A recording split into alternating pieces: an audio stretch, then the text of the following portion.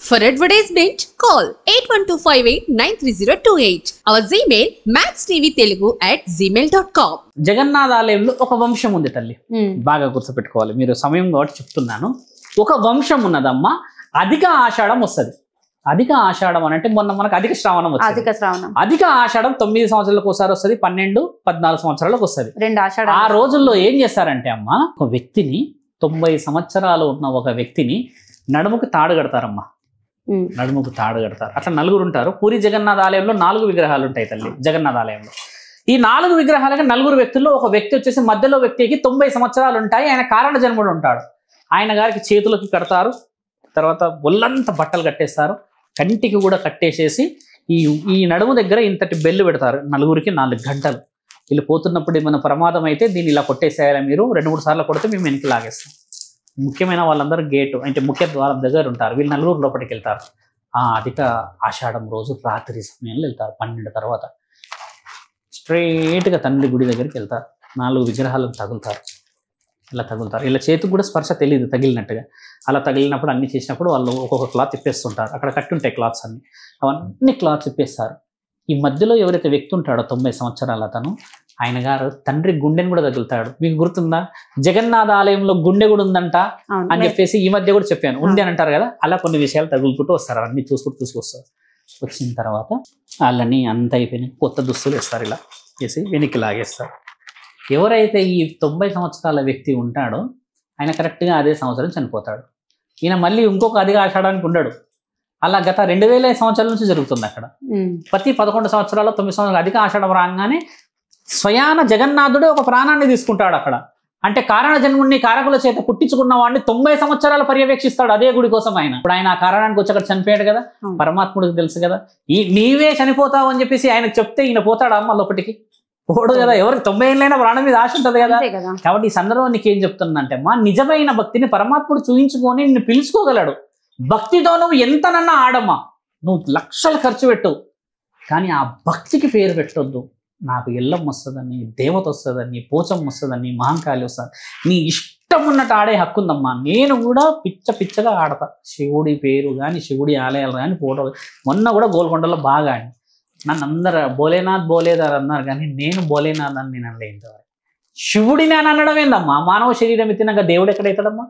మన అంశం గొప్పది కావాలి, మన నాలిక పాశుపతాస్త్రం కావాలి, మన చూపు అవతల వ్యక్తికి ఎంతో ధైర్యం ఇవ్వాలి. ఇది అసలైన వివరణ. నేనే దేవత అంటే ఎల్లమ్మ దేవత పూజ చేస్తే నువ్వు ఎల్లమ్మ అవుతానా అని అంటే అమ్మ, మరి ఆ ఎల్లమ్మ ఏం చేయాలి? మరి అసలైన ఎల్లమ్మ ఎక్కడికి వెళ్ళాలమ్మ? అందరూ ఎల్లమ్మ అడిగేది కదా. అది తప్పు మాట. పూనకాలు వేరు, భక్తి వేరు. పూనకంతో నువ్వు ఎంతైనా ఆడుకో, కానీ ఎల్లమ్మ పాట మీద నేను ఆడుతున్నా ఆనందంగా అని చెప్పు, కానీ నేను ఎల్లమ్మనే ఆడుతున్నానని చెప్పడమే ఆ వంశ అభివృద్ధి ఉండదు. మీకు తెలుసా అమ్మ? అందులో అందరికీ ఆరోగ్యాలు బాగుండవు. వాళ్ళ ఇంట్లో అనారోగ్య పరిస్థితుల్లో ఉంటారు. వాళ్ళు నాన్నకో అన్నకో తమ్ముడికో మగవాళ్ళకి హార్ట్ అటాక్లు వస్తాయి, సడన్ యాక్సిడెంట్లు అవుతాయి, వాళ్ళకి తెలియని రోగాలు వస్తేసే బీభత్సంగా ఉండిపోతారు. మైండ్ సెట్లో వాళ్ళు మన లోగానికి రారు. ఒక వ్యక్తి ఉన్నాడు గజ్విల్లో, శ్రవణ్ కుమార్.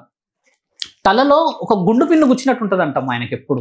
ఆయన గోల్డ్ స్మిత్ యాక్చువల్లీ. అయితే గుండు పిన్ను గుచ్చినట్టే ఉంటే వాళ్ళ ఊర్లో ఒక అతనికి పోతురాజు వస్తుంది అని అంటే ఆయన చెప్పాడంట, నీకు మీద ఎల్లమ్మ వస్తుంది అని చెప్పాడంట. వాళ్ళ తమ్ముడు వచ్చేసి నాకు ఫ్రెండ్.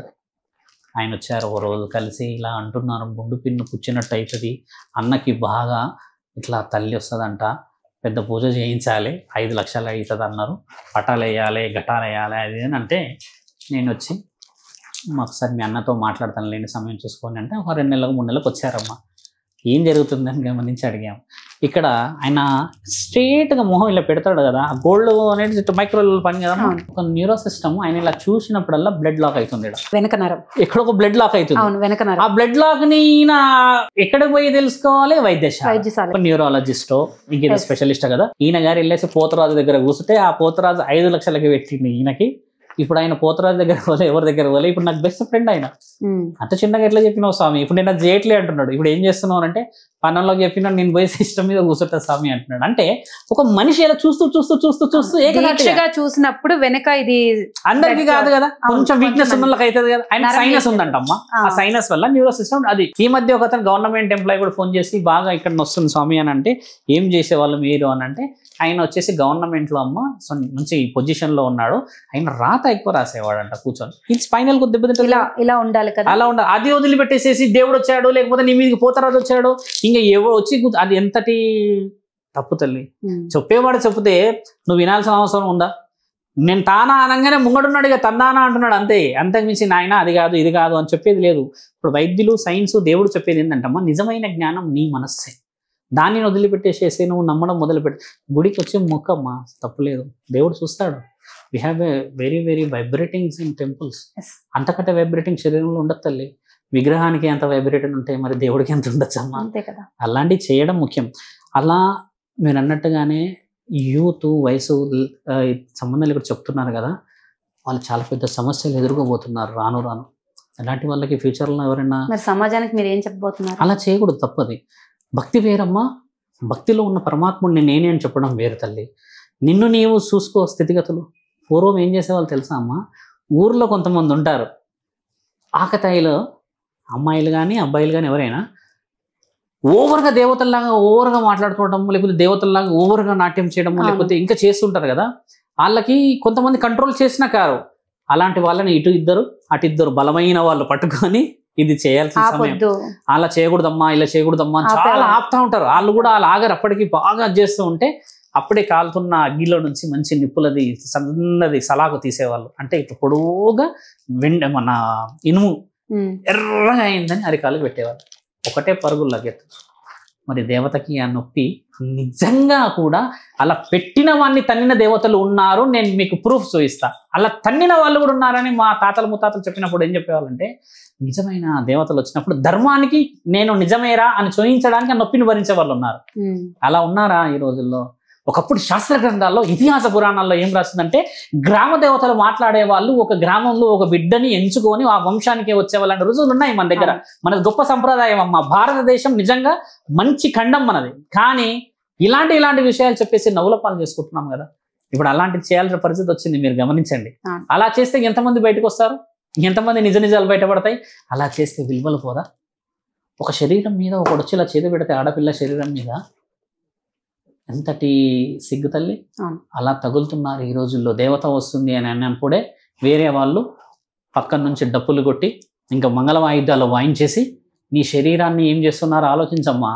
అవతల వ్యక్తి నీవు బలహీనంగా ఉన్నప్పుడే నేను ఇబ్బంది పెడుతున్నాడు అని అంటే వాడు ఎంతటి తెలివిలో ఉన్నాడో ఆలోచించు. డబ్బులు పెడతావు లక్షలు, మానాన్ని శరీరాన్ని ఒకసారి అదుపు తప్పితే తేలేం. అన్ని దానాల్లో కన్యాదానం గొప్పదన్నారు మన శాస్త్ర గ్రంథాల్లో. మీకు తెలుసా తల్లి ఎందుకన్నారు? కోహినూరు వజ్రం వినే ఉంటారు, ఇంకేదైనా వజ్రాలు వినే ఉంటారు. ఒకసారి ఒక వజ్రాన్ని కొనుక్కుంటే మా తాతో మా నాన్నో లేకపోతే మీ నాన్న గొప్పడు అయితే దానికంటే 100 రెట్లు వజ్రాలు తీయగలడు. కడుపులో పుట్టిన ఒక బిడ్డ కన్యాదానం చేస్తే మళ్ళీ తెచ్చుకుంటే మాటలో మనం మళ్ళీ వెనక్కి తీయలేం. కన్యాదానంలో పుణ్యం అనేది ఎందుకు వస్తుంది తెలుసా తల్లి? ఒక స్త్రీని వేరే వారి చేతిలో పెట్టిన తర్వాత మళ్ళీ నీవు వెనక్కి తీసుకురాలేవు. దానికి ఎన్ని కోట్లు పెట్టినా రాలేదు. అందుకని అన్ని దానాల్లో కంటే కన్యాదానం గొప్పది. అలాంటి గొప్ప ఈ కన్యాదానాన్ని వేరే వాడు అలా ఎలా వచ్చి తక్కువ అంచనేసిస్తాడమ్మా? అలా మీరన్న ఈ ధర్మమైన ప్రశ్నలన్నీ సమాజం వక్రీకరించి చూడడం మొదలు పెడితేనే ఇవన్నీ ఆగుతాయి. పుణ్యం చేయమ్మా, యాగం చేయి, హోమం చేయి, అన్నదానం చేయి, పిలువు అందరినీ పిలిచి ఊర్లో వాళ్ళందరికీ ఒక రోజు అందరి భజన చేయించు, రాత్రంతా నువ్వు ఏదో జాగారం చేయించు, పరమాత్ముడి యాజ్ఞలో చేయించు, ఆంజనేయుల గుడిలో చేయించు, విష్ణు ఆలయంలో చేయించు. భగవంతుడి కథల పుణ్యం వస్తుంది కదా. ఎక్కడో వర్షాలు పడుతున్నాయంట అంటే ఇక్కడ యాగాలు చేస్తున్నారంట. మీకు తెలుసమ్మా ఆయన పేరు తాంతియా తోపేనా పేరేదో ఉన్నది, తాన్సేన్, మీకు గుర్తుందా? తాన్సేన్ ఒకప్పుడు ఆయన గారు అదేదో వాయిస్తూ ఉన్నప్పుడు వర్షాలు పడేటి అంట. అంటే ఇంతటి భక్తిని ఆయన గారు చూయిస్తే వర్షాలు పడి ఉండవచ్చు, మరి అది ఎందుకు మనం చేస్తలేమో అంటున్నా. ఇక్కడ కావాల్సింది మనస్సు, శరీరం అవసరం లేదు తల్లి. పుణ్యం అనేది నువ్వు అడుక్కున్నా వస్తుంది, నీవు అడుక్కోకున్నా వస్తుంది. కాకపోతే ఏదైనా సరే నీ శరీరం ఉండాలి. అది లేకపోతే చక్కగా మీరు అన్నట్టుగానే పూనకాలు ఇవన్నీ 99% అబద్ధం, అవి నిజం అని చెప్పుకుంటూ పోతున్న భ్రమలో ఉన్నాం మనం. మరి ఆ అమ్మాయికి మీరు ఏం చెప్తారు ఇప్పుడు? ఆ అమ్మాయికి ఏం చెప్పేది ఏం లేదు. ఆ అమ్మాయి అంతలో అమ్మాయి తొందరలో తెలుసుకొని ఇలాంటి విషయ వివరణలకి బయటికి రావాలి, నిజం అనేది తెలుసుకోవాలి. మరి ఎందుకు ఇన్ని మీడియాల వాళ్ళు ఇంత మరి చెప్తున్నారు కదా, మరి ఏం ఎవరికి చెప్తున్నారమ్మా మీడియా వాళ్ళు? అంటే అడుగుతున్నారు అంతే, కానీ ఎవరికి అడిగే వాళ్ళకి కావచ్చు, తనని ఎవరైతే గుళ్ళో పంతులు గారి చెప్పిందని అంటున్నారు చెప్పే వాళ్ళకి కావచ్చు, భగవంతుడు ఎవరినైతే ఎంచుకుంటాడో అతని దగ్గరికి రప్పించుకోవడం ఆయనకి తెలుసు. అది మీడియాకి చెప్పక్కర్లేదు, మనుషులకు చెప్పవలసిన అవసరం లేదు. అనేది ఒక లోకం అని అన్నది ఆ అమ్మాయి. నిజంగా అమ్మాయి అన్నది, తర్వాత వాళ్ళ అమ్మ అన్నదో, వాళ్ళు చాలా మంది న్యూస్ లో వచ్చి చెప్పారు చేశారు కదా. ఒకసారి మీరు గమనిస్తే అమ్మా, నాగకన్య అనేదో లేకపోతే ఇంకేదో ఉంటుంది కదా. నిన్న నైటే మాకు 2 దున్నపోతులు వచ్చాయి కలలో. దున్నపోతులు వచ్చేసి దాని మీద ఒక వ్యక్తి పెద్ద కొమ్ములు నుండి కూర్చొని పోతూ ఉన్నాడు, కళలోనే వచ్చి. నేను ఎక్కడికి వెళ్ళాలి ఇప్పుడు చెప్పండి? యమలోకానికి. దున్నపోతులు అంటే యముడే, మరి ఇక్కడ వచ్చేసింది యముడే. ఇప్పుడు యముడు వచ్చేసేసినా కూడా నేను శివుడి దగ్గరికే పోతున్నా, అంటే నేను భక్తితో పోతున్నా కదా. ఇప్పుడు నీకు కళలో నాగం బాంబు కనబడింది, దానికి ప్రత్యామ్నాయ మార్గాలు చెప్పడానికి బ్రాహ్మణులు ఉన్నారుగా, పురోహితులు ఉన్నారుగా, సాధువులు ఉన్నారు కదా. ఒక యజ్ఞం చేయించండి, ఇంట్లో కూర్చొని మహాయజ్ఞం, రుద్రయాగం చేయించండి, రుద్రయజ్ఞం చేయించండి, శాంతి హోమం చేయించండి. ప్రత్యామ్నాయాలని ఇంటి కులదైవం నీకు చెప్తుంది. ఈ ఇంటి కులదైవం ఎందుకుందమ్మా? 3 దేవతలు ఉన్నారే హిందూ సంప్రదాయంలో. ఎక్కడున్నారు 3 దేవతలు? కడపలోనే దేవత ఉంది, కులంలోనే దేవత ఉంది. ఆ కులము కడప 2 కలిపిన తర్వాత పరమాత్ముడు మహాముక్కంటి 3 కన్నులు పెట్టుకొని ముచ్చటగా ముల్లోకాలను చూస్తున్నాడుగా. ఇవన్నీ వదిలిపెట్టేసి ఒక నాగదేవతకి ఏమీ పని లేదంటారా? అంత కంటిన్యూగా ఇబ్బంది పెట్టడానికి అలా ఏ దేవత రాదమ్మా. బాగా గుర్తుపెట్టుకో. కారం అన్నం తింటామా ఎప్పుడన్నా? మన ఇంట్లో పచ్చి పులుసు తింటాం కదా, పచ్చడి మెతుకులు తింటాం కదా, మన ఇంట్లో ఎంత తృప్తిగా నిద్రపడుతుంది. అదే నువ్వు హోటల్కి వెళ్ళి ఒక 4-5 వేలు ఖర్చు పెట్టి వస్తే ఇంటికి వచ్చినాక గ్యాస్ టాబ్లెట్ వేసుకో, ఇది ఎక్కడ పంచాయతీ నాయన అని. మన ఇల్లే అమ్మా మనకి ముఖ్యమైనది. నువ్వు బయటపడ్డావా నలుగురిలో నవ్వుల పాలైపోయినట్టే. నేను చెప్పేది కూడా అదే. నీ ఇంట్లో ఉంది కదా స్వర్గం, నీ కులదైవం ఉంది కదా, నీ ఇంట్లో దీపం పెట్టు. శుక్రవారం రోజు మంచి తలంటు స్నానం చేసి ఆడవాళ్ళు పూజ చేసుకోవచ్చు కదా తల్లి, తండ్రిని పూజించవచ్చు కదా. నువ్వు పూజలే చేయాల్సిన అవసరం లేదు. కలియుగంలో ఇంకోటి చాలా ముఖ్యం, మీరు అడిగారు కూడా చెప్తున్నా, అసలు పూజలే చేయాల్సిన అవసరం లేదమ్మా. కలియుగంలో దేవుడు గుడికి పోవాల్సిన అవసరమే లేదు. ఇంట్లోనే ఉన్నారు నీ తల్లి తండ్రులు, దేవుడు దేవత నీ భర్త రూపంలో ఉన్నాడు. ఇల్లంతా శుభ్రం చేసుకుంటే నువ్వు గుడికి పోయినంత పనే కదా. వంట వండుకుంటే నైవేద్యం పెట్టుకున్న దానివే కదా. మరి దీపం ఎలా స్వామి అని అంటే, ఒక్కసారి గ్యాస్ పుల్ల వెలిగించి చూస్తే ఎన్ని ఉంటాయి, ఎంత పెద్ద. ఇంతకంటే పుణ్యం ఏం కావాలి తల్లి నీకు గుడికి పోవడానికి? ఇప్పుడు ఇవన్నీ వదిలిపెట్టేసేసి నువ్వు బయటపడేసి విలువలు ఎందుకు పొడగొట్టుకుంటావు? సరే, సమాజం కాబట్టి, మీడియా కాబట్టి, ఇంత ఫోకస్లో ఉన్నారు కాబట్టి మనకు ధర్మమే జరిగింది తల్లి. ఇప్పుడు నేను కూడా మీడియా వల్లనే ఇన్ని ఛానళ్ళకి వచ్చాను కదా. స్త్రీలకి ఎలాంటి రక్షణ ఉండదు అంటుంది ఇక్కడ. మగవాణ్ణి కాబట్టి రోడ్డు పైన ఇప్పుడు తినేసి వచ్చాను అక్కడ, ఇక్కడికి వస్తే మీరు నీళ్ళు నిన్నాచారు. అలా ఆడపిల్ల తినలేదమ్మా, అలా నలుగురు నించోలేదు. ఒక్కొక్కడు ఒకలా చూస్తాడు. ఒక్కొక్కడు కొంతమంది బాగా గంజాయి తాగి మత్తులో ఉండి చూస్తాడు ఒకడు. ఇంకొకడు ఈమె ఒక్కతున్నదా, ఒంటరిగా ఉన్నదా, అమాయకంగా ఉందా, ఎలా వచ్చిందని ఇంకొకడు గమనించి చూస్తాడు. ఒంటి మీద వేసుకున్న ఈ వస్తువులు గమనించి ఒకడు చూస్తాడు. ఇన్సెక్యూరిటీ ఉన్న ఈ సొసైటీలో ఇంకా ఎందుకు దాన్ని మనం ప్రేరేపిస్తున్నాము అంటున్నా. ఆడపిల్లలు కొద్దిగా ఆలోచించాలి విషయాలు, అలా చేయకూడదు. దేవతలు వస్తుంది అనగానే పబ్లిక్ వస్తుండొచ్చు, రారనట్లేదు. నిమిత్ర మాత్రమైన పరిస్థితులు ఎన్ని రోజులు గెలుస్తావమ్మా? ఓడిపోవడం తథ్యం, అని ఓడిపోకూడదంట.